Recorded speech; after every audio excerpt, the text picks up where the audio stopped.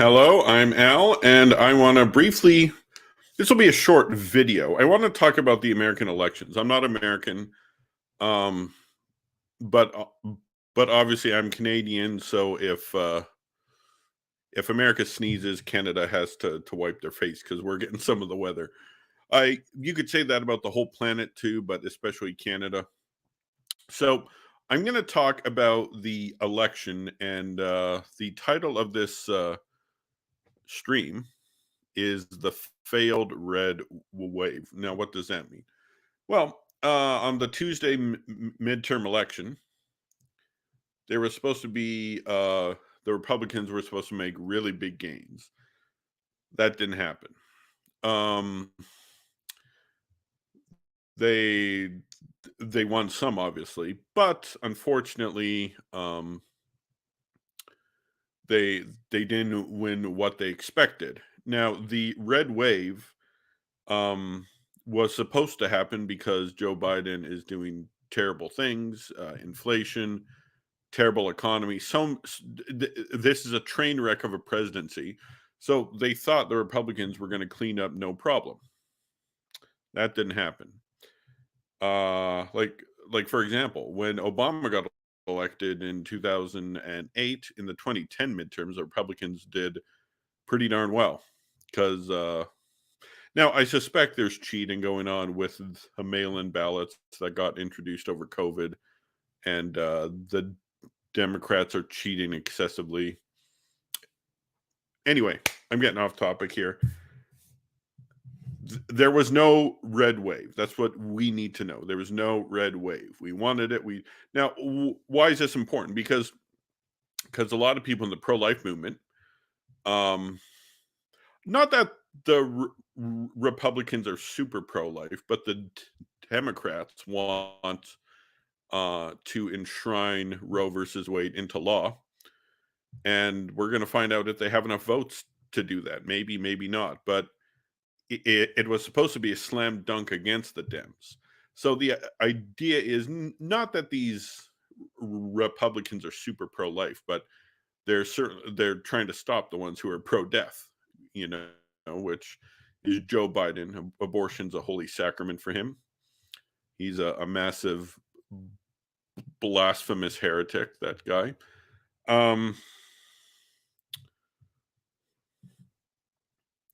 Hello, F2. I just watched the F1 race today, the Brazilian Grand Prix.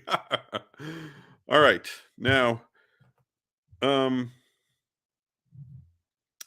first of all, as Christians, we know there is no political solution to the troubles going on in America or in pretty much every country in the world. There's no political solution.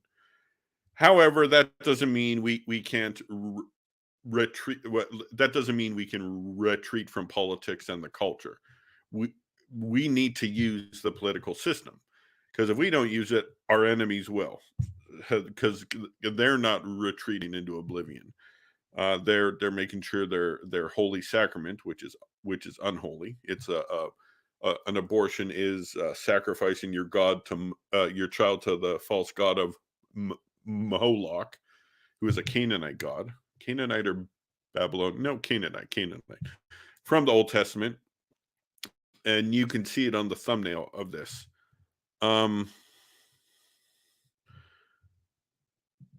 Good evening, Alan. Here in Italy, the Conservative won for the first time because the youngest have not voted and have caused lockdown restrictions.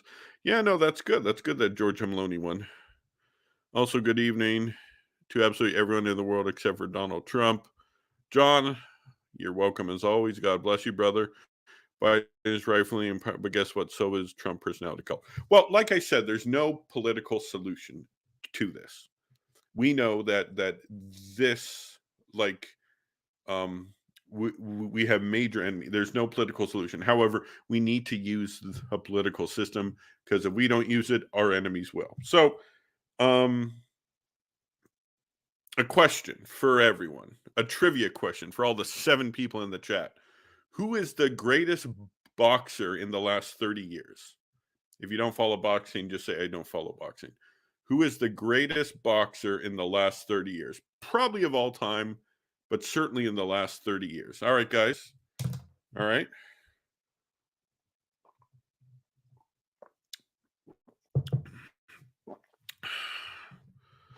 No. Okay. I'll just wait 10 more seconds, see if we get any answers. The greatest boxer, last 30 years, Rocky Marciano uh, I don't know, like I think he retired in the 50s or something. Of course, he beat Joe Louis. Point is, long story, I love boxing. I love MMA. I love combat sports. But whether you like it or not, the best boxer in the last 30 years is Floyd Mayweather Jr. You can argue, you can argue Mayweather, if you're counting off wins, all-time alley. Well, keep in mind this is last 30 years. Muhammad Ali fought in the 60s and 70s, and I think early 80s. His last fight was 81 or 82 or something like that. The point is, in the last 30 years, it's Floyd Mayweather, 50-0. He never lost a fight. It was very impressive. His fighting style is absolutely amazing. Now, keep in mind, a champion fight in boxing is 12 rounds. 12 rounds. Now, unfortunately, I don't know why I said unfortunately, but keep in mind, just because you win a boxing fight, it does not mean you win every round. There's 12 rounds. There are 12 rounds in a championship boxing fight. If you're on the undercard, it could be like 10 rounds or less. But championship fights are 12 rounds or less if there's a knockout or you throw in the towel. But it's typically 12 rounds. Now, Floyd Mayweather often nice, Jared. Now, Floyd Mayweather often won decisions. He didn't play the intense boxing game. He would just quickly go around and just outpoint people because of his speed. He was so hard to hit. The point is, he did not win every round, but he won every fight. A big fight he had was against Shane Mosley, who was a very good boxer in his day. What happened? He lost the first round.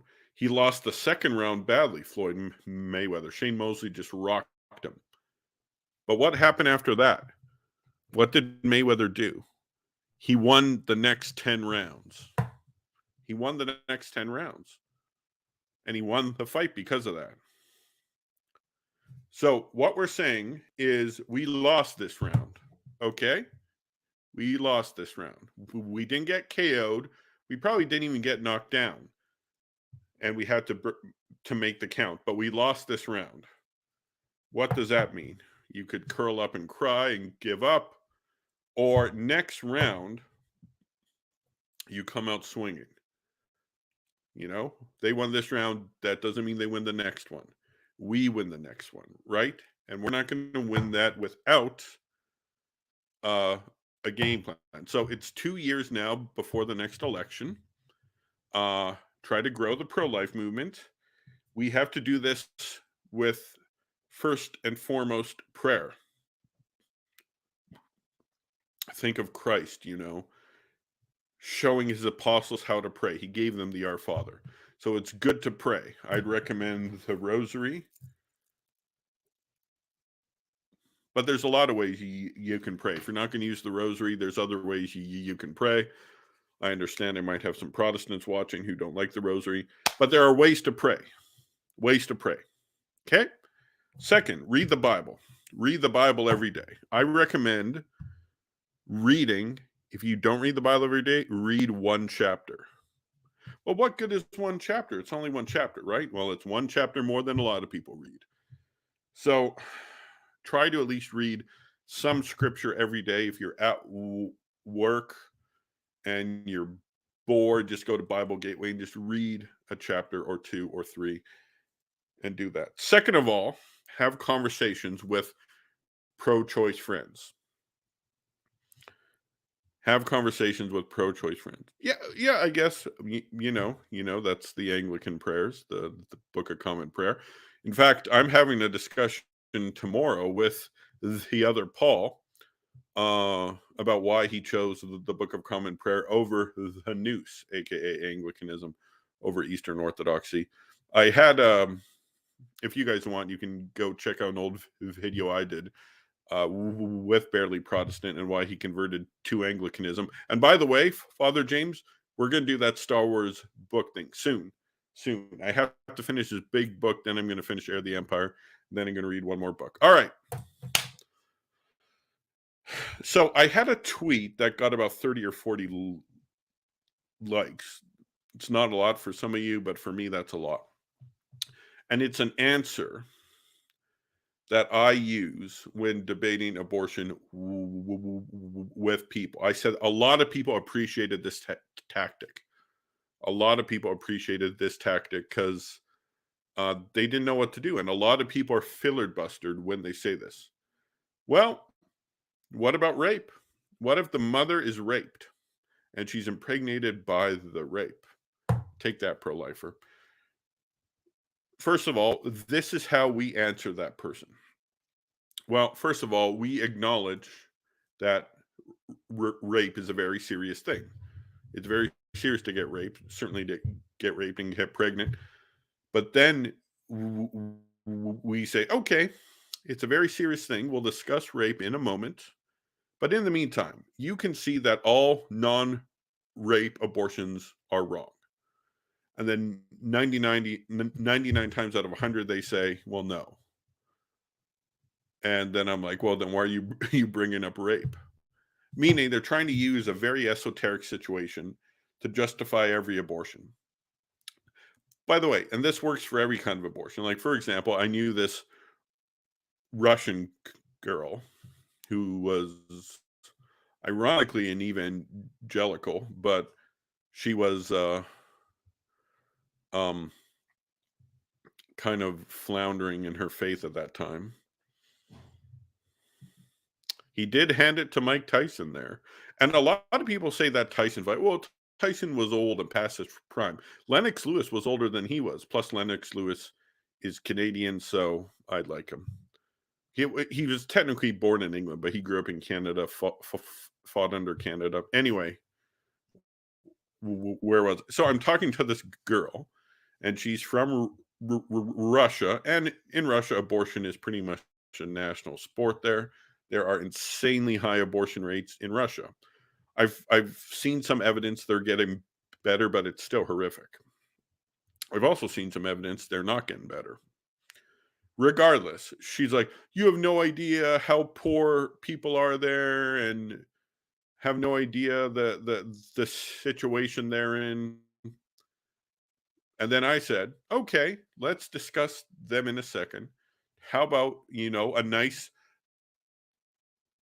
middle class family in Canada? Is abortion wrong for them? They both have good jobs, but they just, they don't want the inconvenience. And they say, well, no. And she said, no, of course that's fine. And I'm like, well, then why are you bringing up these esoteric situations? So don't let opponents try to use these whacked out esoteric situations to justify all abortions. Now, there's the very rare time where they're actually pro-choice in the case of only rape. Pro-choice in the case of only rape. That's very rare. In that case, you have to argue about rape. However, it's not usually when people are pro-life, save for rape. It's they don't argue like that because they're like, I wish I could be pro-life, but rape is a very serious thing. Okay, so that's all I wanted to say. It was a very short message. Long story short, here's my conclusion. We lost this round. We're going to win the next one. Just fight hard and keep swinging. Now, I will take any questions if you that's trash. That's just you're a Trastros fan, Jackie. Okay. All right. Questions on the topic. And okay. Here's a question. At least there are some politicians in the US fighting against Moloch worship. Here in Canada, we have nobody. Any thoughts? Yes, I do. There are almost no pro-life politicians in Canada. I could probably count the amount of MPs that are pro-life on one hand. Uh and they're pretty cowardly about it too. They don't stand up for it. They're like, "Well, I'm personally pro-life, but I'm not going to bring it up." Terrible. So that's why I mentioned at the beginning, if the state sneezes, Canada has to wipe their face because we get some of the weather. So if there's a huge victory there, that will embolden uh, us north of the border to um, have some momentum in the fight against the Moloch worshiper Justin Trudeau, who loves abortion probably even more than Biden. Well, I don't know. They both love abortion to the nth degree, though. If you notice, the pro-choice people back in the '90s, they used to say, "Well, abortion is a bad thing. No one wants to do it, but sometimes you got no other choice, so it's best to be safe, legal, and rare." It used to be that. Now it's rosary off my ovary. It's completely changed. Oh, yeah. So now the question is, have they changed or has the mask come off?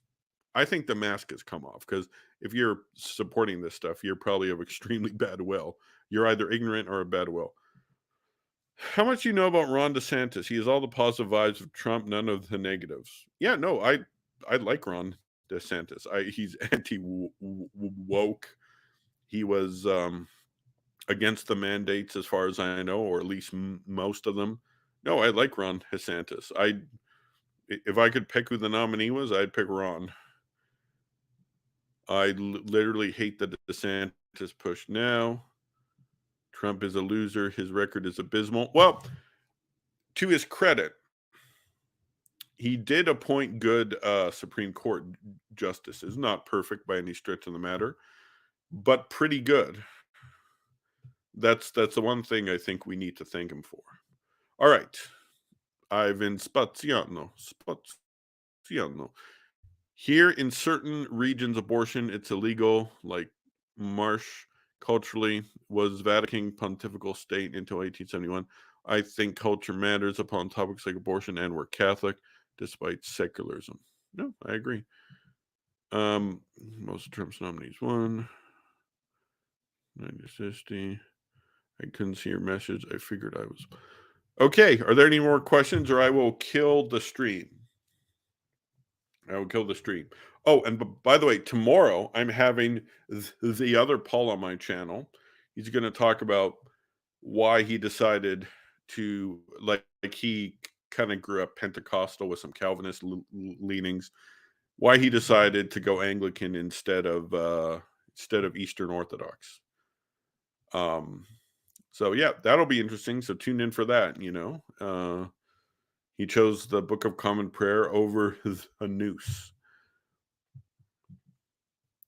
Yes, I have. There's an abortion clinic in Calgary. I pray. They got a bubble zone, so I pray across the street from it. It's not too far from here. It's in a neighborhood called Kensington, and there's an abortion clinic. It's owned by a Jewish fella.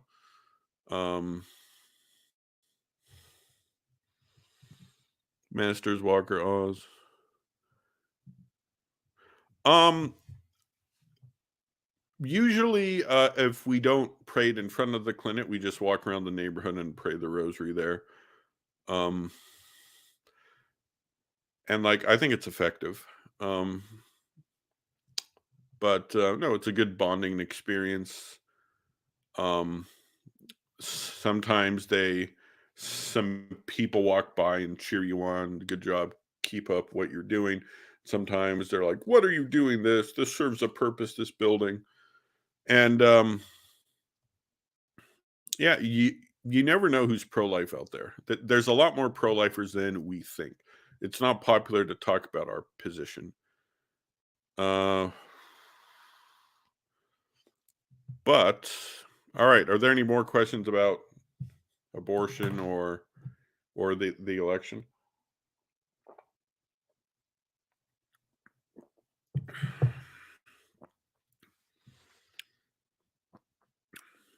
Doesn't look like it. All right, guys, tune in tomorrow. It's at 6 Eastern, 6 Mountain Time, which is 8 Eastern Time, 5 Pacific Time. Um,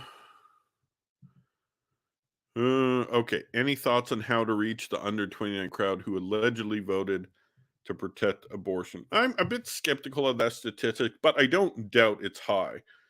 So I think we need to befriend them because keep in mind, I don't think a lot of these people are not bad people. There are some who are like a lot of these people are just ignorant and they're just doing what other people are. There's a lot of evil people who do want babies murdered. So I would say try to befriend one and try to make it your goal for all the people who are watching. Try to make it your goal to convert a pro-choicer to pro-life in the next year. Just one. That's all. And just have a conversation with them. Use that tactic I talked about earlier in this video. And yeah, that's probably true. And work to get mail-in ballots banned, at least outside of like people serving overseas or in embassies or whatnot. Yeah, so try to convert a pro-choicer in the next year, get them set for the 2024 election. I think we can do it. We got to work. It's not going to be easy. It is not going to be easy, but nothing in life worth doing is easy. So that's why we need to work hard at this. Pray the rosary, read the scriptures. It'll give you inspiration. And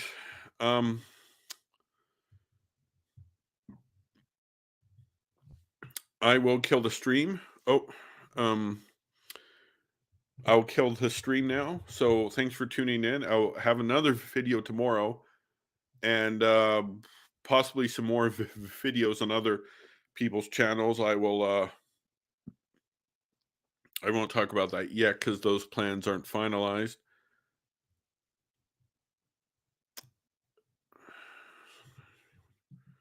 Yeah, no, this is a good thing. Yeah, especially if they see pictures of like ultrasounds and stuff.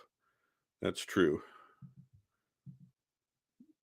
What's going on with Christian Wagner right now? Is he in trouble? Oh, okay. Yeah, say a prayer for Christian Wagner. We're trying to do a collab. Christian Wagner and I were just trying to arrange a date. Um, an ear infection. Ooh, that's nasty. All right, last call for questions on the topic at hand. In fact, ask questions about anything. Opening up questions, anything. If we don't have anything, I will kill this stream.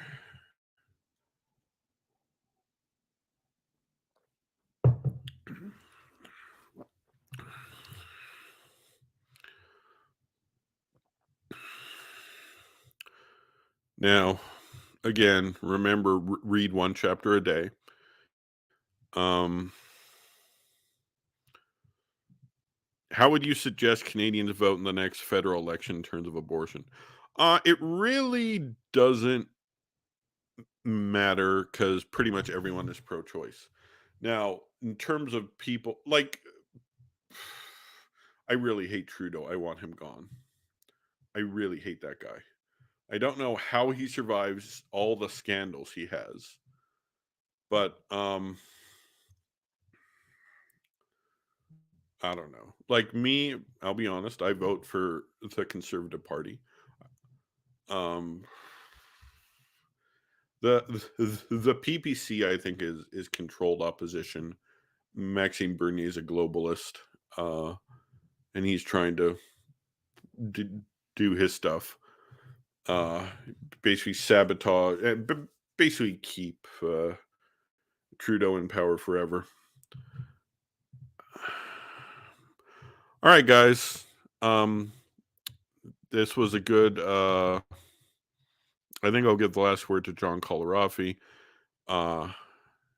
Keep praying and never lose hope. Alicia Rowe was overturned after half a century. God bless. Oh, another question. Any book recommendation on pre-Reformation and Reformation history in England? Well, I think Father James and I would give you a very different list. In England, a book that I like is called The History of the Reformation in England and Ireland by Cobbett, Cobbett. There might be one B or one T. William Cobbett. That is, I think, probably the best book written on the English Reformation. Now, according to Eamon Duffy, he said that book is very accurate. However, it takes out all the anti-Catholic stuff. Like all the pro-Catholic stuff is very accurate, but he leaves out all the anti-Catholic stuff. Either way, that's the best I can do. I should do a stream on that. Okay, and get both sides. A History of the Church in England by Bishop Mormon. I think that's I think you can correct me if I'm wrong, but I think that's the entire history, like since Christians first came to England, not the Reformation, but it would obviously include the Reformation. Oh, Father James, I come back in a second.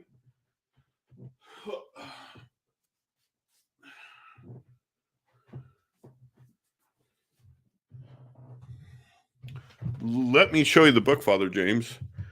I'm currently reading. Oh, Acts of the Council of Constantinople, 553. This is the book I'm currently reading. What am I going to read next? Boom! Yeah, that's right. Get this finished off. Then I'm going to read a few more books, and I'm going to read Plagueis, and we will do our video. I promise. We will do it. It's going to be good. Oh, man, is it ever going to be good? If you guys want, that video, our first video only has 150 views. But go back and watch the one where Father James and I talk about our favorite Star Wars books.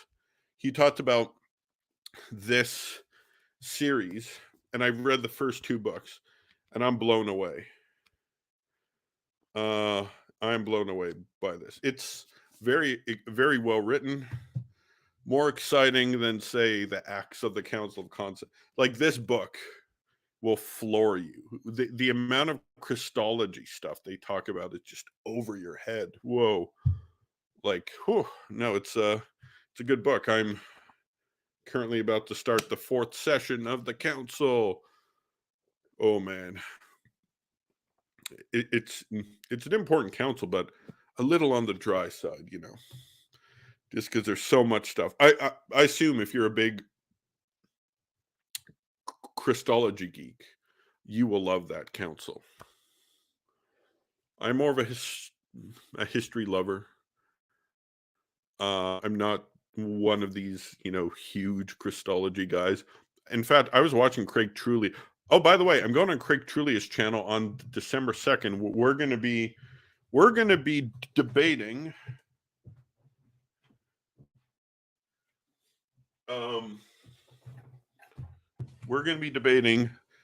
Acts of the Lateran Council 649, which is not an ecumenical council, but a council. If it proves Vatican I, dun, dun, dun, does it or does it not? Tune in on Craig's channel on December 2nd. So I mean, but this book is, it's interesting, but oh man, so much. There were so many Christological groups back then. It's not just like, well, you had the Chalcedonians and you had the Monophysites and the Nestorians. No. There were there were tons of camps, even in the Chalcedonians and Monophysites. There's the ones that would convert if he condemned to 3 chapters, and there's the hardliners who would not convert even if they did condemn to 3 chapters. Then you had other groups that thought a bunch of the Monophysites had capitulated by going along with the Henoticon. There was the hardcore Chalcedonians who thought the Chalcedonians who accepted the Henoticon was heretical. Of course, the Henoticon was condemned at this time. Whoa, man. Oh, man. Whew. Well, we're going to change your mind when you tune into when we're going to do our Star Wars book review, Father James and I. But all right, so yeah, I'm over half an hour now. So yeah, on December 2nd, I'll be on Craig Trulia's channel. It's not here; it's on his channel. So come join us, and we are going to be. It's a discussion, but it's like a debate discussion. I'm going over a lot of stuff. This is interesting stuff, and yeah, we will. Lots of more stuff coming up on this channel, guys. And God bless you. Thanks for tuning in, guys. We're going to win the next round. We lost this round. We're going to win the next one. And we're going to win the fight when the judges' scorecards come out at the end of all the rounds. I'm out. God bless. Have a good evening.